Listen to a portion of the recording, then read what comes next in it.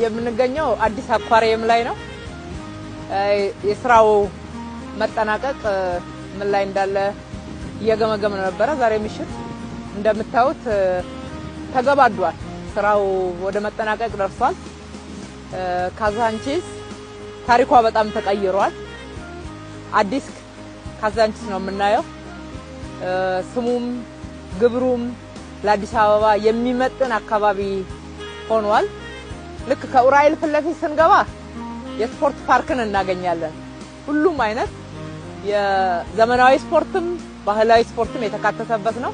ከዛ ወክ ያረግን ስንመጣ እዚህ ጋር አዲስ አኳሪየም እንገባለን።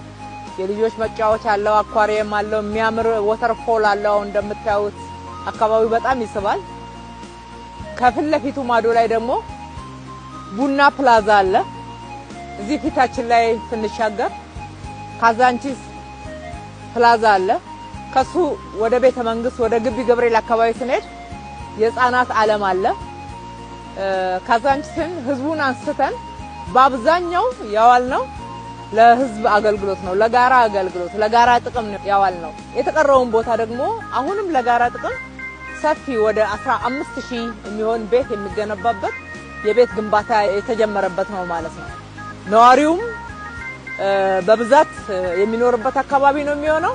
እንደገና ደግሞ በተለያዩ ሀገሮች ላይ ያየን ለየት ያሉ የህዝብ የጋራ መገልገያዎች ምን ቀናባቸው እጅግ በላቀና ባማረ ጥራት እኛም ሀገራችን ላይ የመጀመሪያ የሚባሉ አይነት ድንቅ የሆኑ ውበት ያላቸው ጽድት ያሉ ክብራችንን የሚመጥኑ ልጆቻችን ሀገራቸውን እየወደዱ እንዲያድጉ የሚያደርጉ ስራዎች ተሰርተዋል።